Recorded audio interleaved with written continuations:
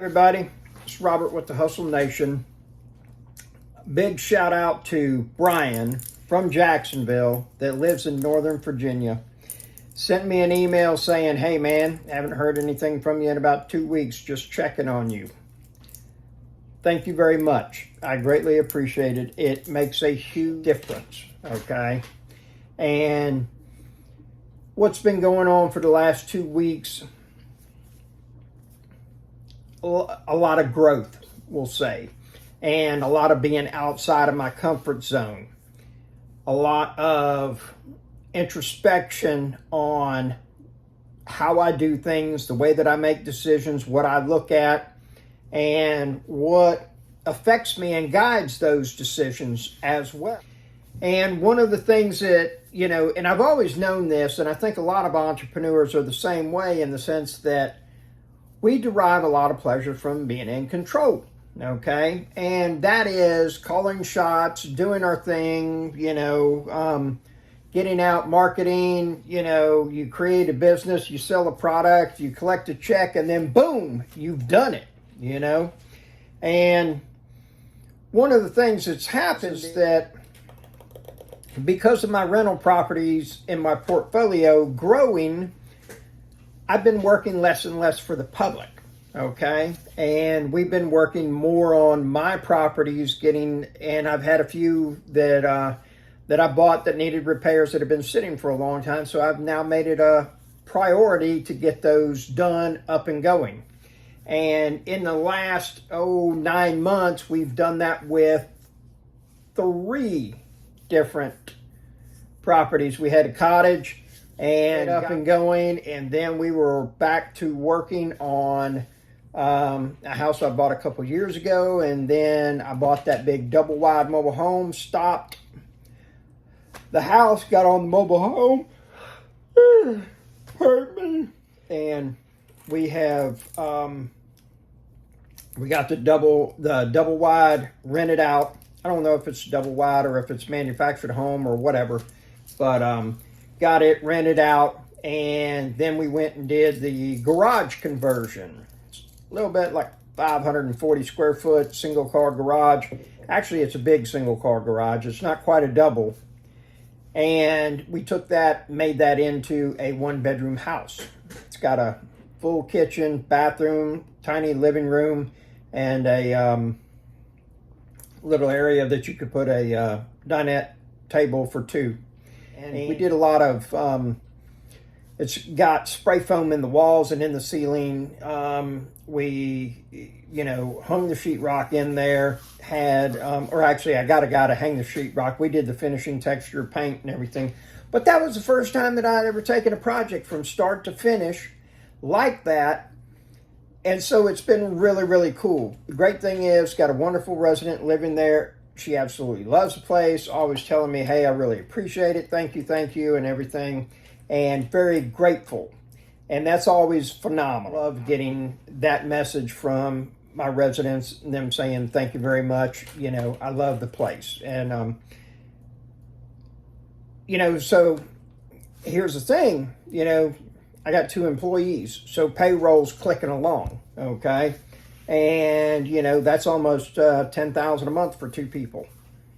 And so it's not hard that when you do that for 3 or 4 months, you figure that, that's $40,000 in 3.5 months that, goes. And I'm not saying that we don't get anything with it as the company or me as a person. However, that's a heavy fade that you got to do. And so one of the things that I did was a couple weeks ago is, we call this the books, but when you put a job on the book, it's scheduled, okay? And I opened up my books and I started taking on some work from the public, and I took on a few jobs, and one of the roofing company that I work for, whenever they have a problem, like somebody was on a roof and stepped through and, this happened, then, we end up going out there and we're the ones that fix it.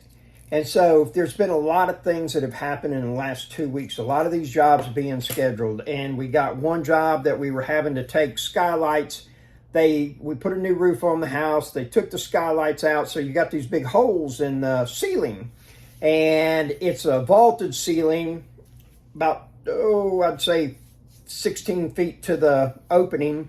And we had to go in there, frame it, put insulation, and put a piece of sheetrock up there. Well, because this has to be perfect. And so we have had multiple trips to this property or location, been out there 4 different times for minimum 2.5 to up to 5 hours. And so that really ties us up as a unit from getting much accomplished, because we start at 6 and my 2 associates, Monday through Thursday, 6 a.m. to 4 p.m., 4 10-hour days. And so by the time 10 or 11 o'clock in the morning rolls around, half the day is gone.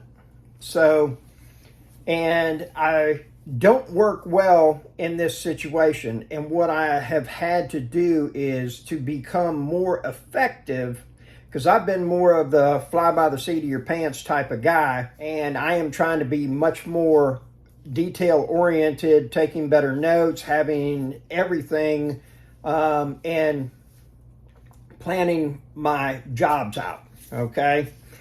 And in the meantime, we got this flooring job that we got it all done, looking beautiful and everything. Go to start doing the kitchen, and man, the kitchen floor is all jacked up. And so we're having to replace a bunch of the floor. And that means that it had tile on top of Luan, on top of linoleum, on top of particle board.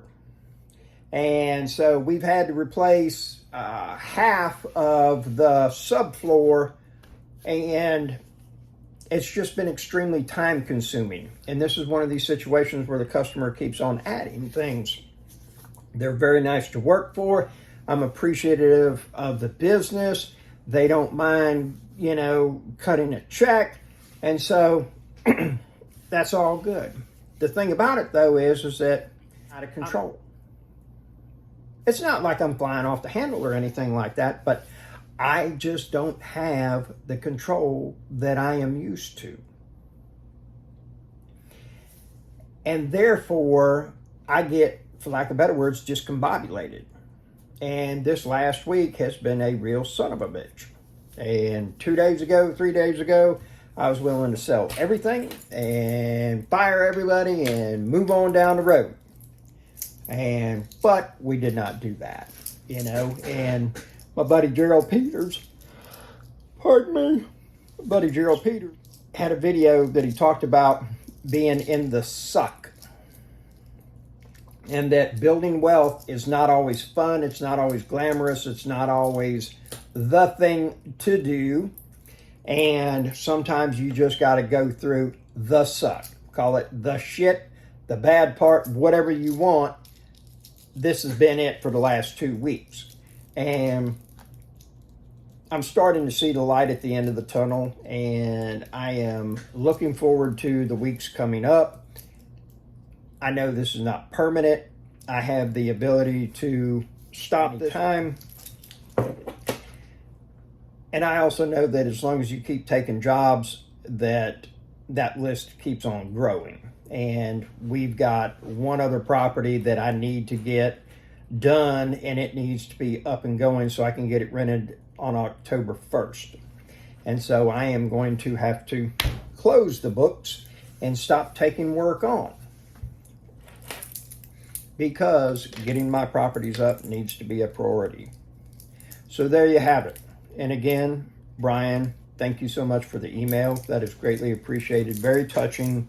And I am very, very fortunate. I'm still alive, still kicking and everything. I've just been a lot of long days and a lot of trying to do things differently, to be more effective, operate more efficiently. And normally this happens, and then there's a level up that takes place in my life. So remain seated, fold your tray up, put your cigarette out, enjoy the flight, and have yourself a very wonderful day. And again, thank you so much, Brian.